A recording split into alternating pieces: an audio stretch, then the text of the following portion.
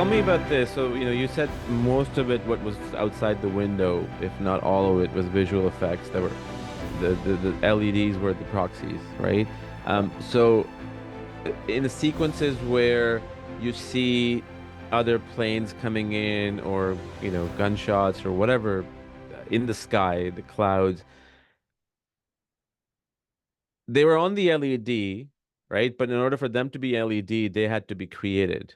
Yeah. So how was that sort of workflow where you guys had to figure out from a storyboard standpoint that we got to create these shots, these planes moving, on the sides or coming in or the fire coming in, and then making sure that it's again replaced by something similar, if not the same thing? Yeah.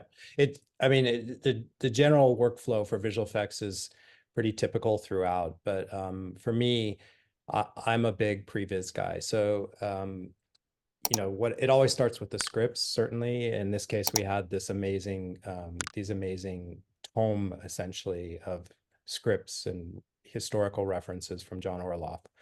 So he gave me he has a research Bible that he created. It's like 250 pages long or something like that. Wow. Uh, so I had this baseline to start with.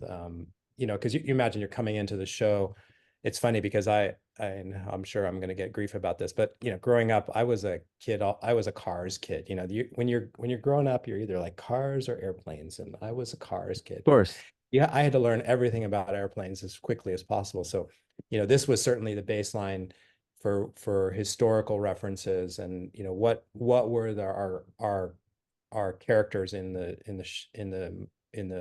series, um, and how did they interact and so forth. So John's research Bible was critical for that.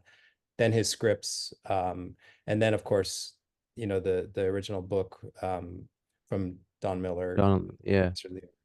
And then you start reading other online stuff. There's an amazing wealth of information online that you can find, and we had some great researchers, helping us. So if I needed to know, okay, what was the strategy in 1943 for the Luftwaffe attacks, and how did that change once they started using rockets, and then as the war progressed, the formations changed with the B-17s, and what was the baseline formations they started with, and how did that evolve and so forth. So there was a huge learning curve for me at the beginning, and that so once I got all that, then yeah, you go into storyboarding, and that's usually done with the directors and some extraordinarily talented storyboard artists, and they're sketching out action based on what they're reading in the script. So, plane flies from A to B,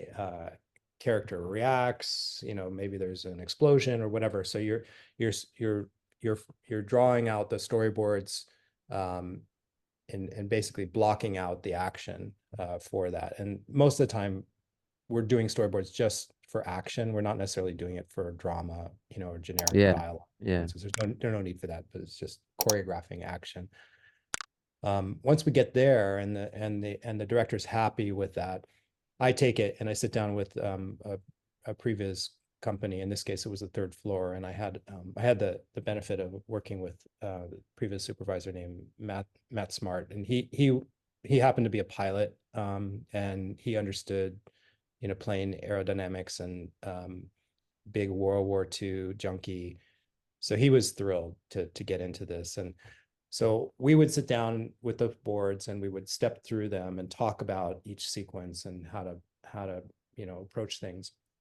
And he would then wade into it with his team, and then start blocking the action, bring it back to Of me. course. We'd talk about it, we'd review, I'd give him comments.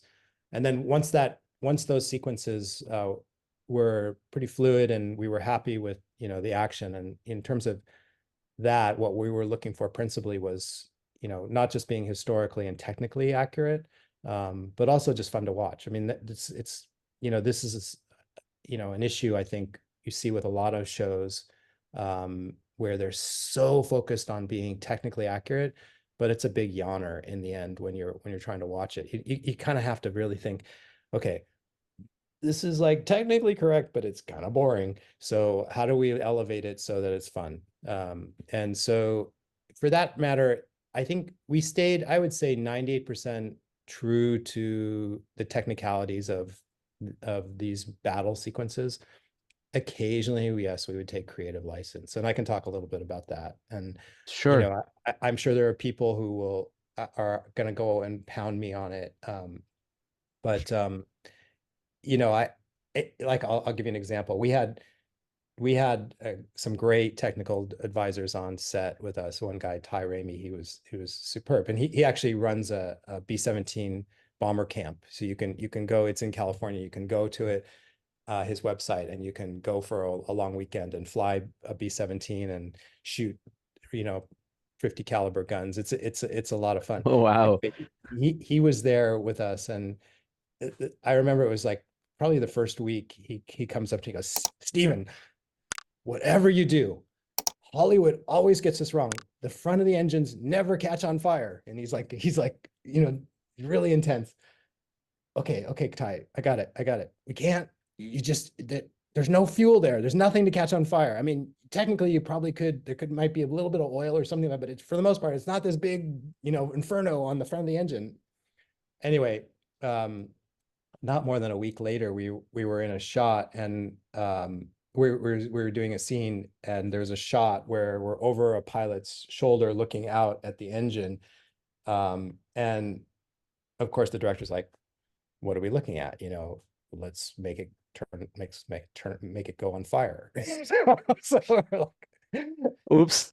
so it's those situations where you're composed for a shot with a pilot who really is only seeing the front of the engine. They have the prop and the front of the engines, and you have to be showing something. You can't just show a little bit of fizzling smoke or something like that. It calls for some action, something fun to watch. So I would say 2% of the time. So anyway, I don't think it's going to stop Ty from like throwing something at the screen when he sees it, but